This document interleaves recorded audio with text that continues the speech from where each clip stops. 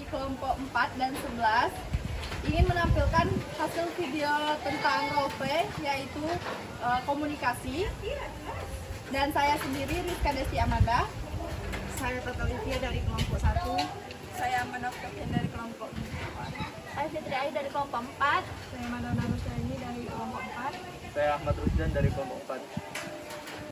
Seorang kepala ruangan anggrek rawat inap mengadakan briefing pagi rutin dengan seluruh perawat. Dalam briefing pagi tersebut, kepala ruangan mengagendakan pembagian shift dan kinerja perawat yang kurang baik. Assalamualaikum warahmatullahi wabarakatuh. Waalaikumsalam warahmatullahi wabarakatuh. Selamat pagi semuanya. Apa kabar pagi-pagi? Alhamdulillah baik. Oke, baik. Di pagi hari ini kita akan melakukan briefing rutin, briefing pagi rutin.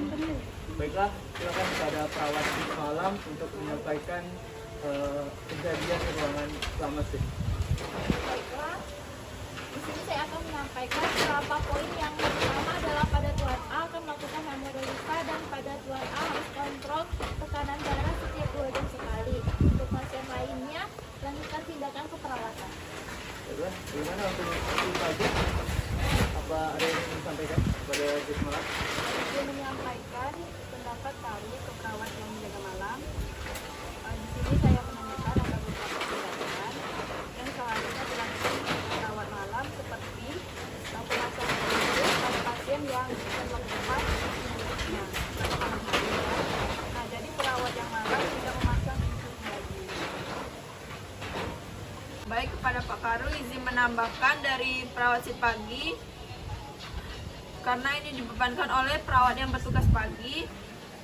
Bagaimana untuk pemasukan obat pada jam pagi hari itu akan mengganggu dosis pemasukan obatnya. Menurut Bapak Karu, bagaimana menanggapinya? Apakah tindakan sesuai atau tidak? Saya izin menanggapi. Jadi jika tangan pasien yang terlepas inputnya, terus perawat malam itu harus melakukan tindakan langsung pemasangan input. Untuk pemasukan obatnya tidak ada toleransi. Jadi untuk pemasukan obatnya tidak dijadikan beban untuk perawat pagi. Saya bertegas kepada perawat malam ya. Baiklah, untuk terima kasih atas pemasukannya. Untuk kedepannya akan lebih baik lagi. Baiklah. Sekian briefing untuk pagi hari ini. Untuk perawat malam silakan pulang, dan untuk perawat pagi silakan melanjutkan tindakan perawatan hari ini. Assalamualaikum warahmatullahi wabarakatuh.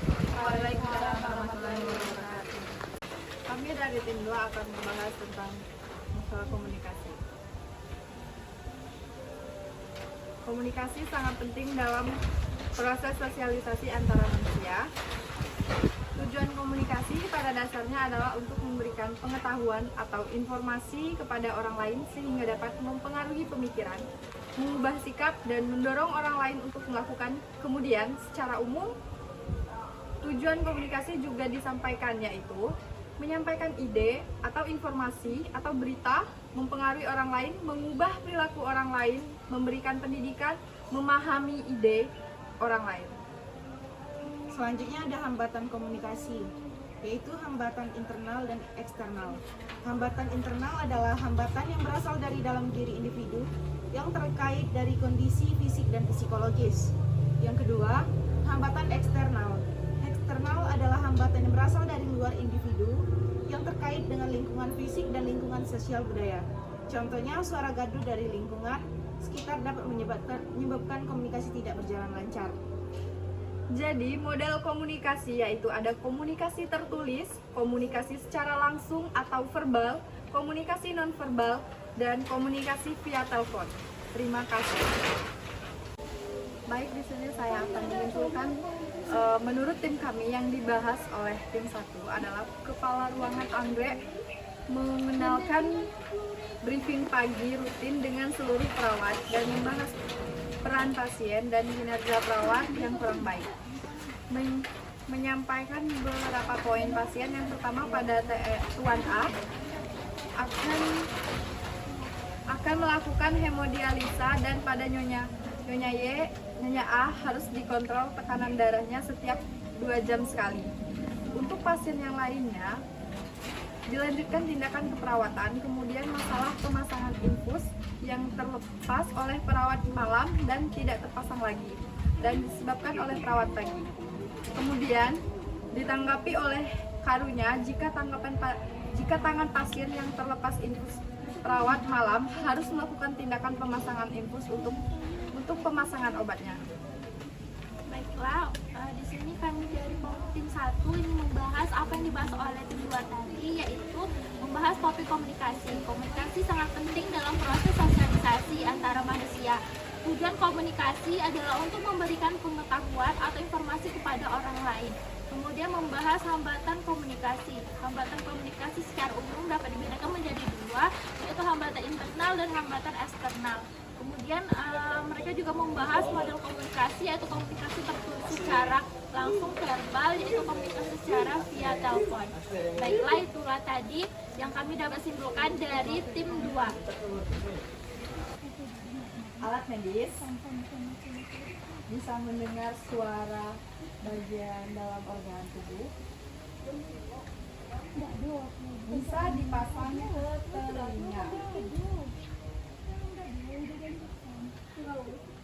dan bisa mendengarkan suara bising usus.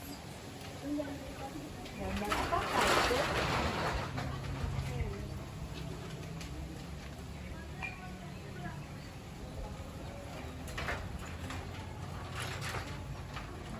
Tiga, 2, 1. Ditanya Ya, silakan. untuk cara penggunaan alatnya. Itu ditempelkan di telinga, terus ujungnya ditempelkan ke organ yang pengen didengarkan. Dan gambar kali ini. Oke. Jadi jawabannya adalah stetoskop. Stetoskop. Jadi kesimpulannya komunikasi di kelompok ini. Dijanjek. Baiklah, untuk kesimpulannya yaitu adalah untuk tim 1 dan tim 2 bisa berkomunikasi dengan baik.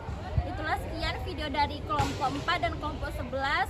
Semoga bermanfaat. Wabillahi taufiq wal hidayah. Wassalamualaikum warahmatullahi wabarakatuh.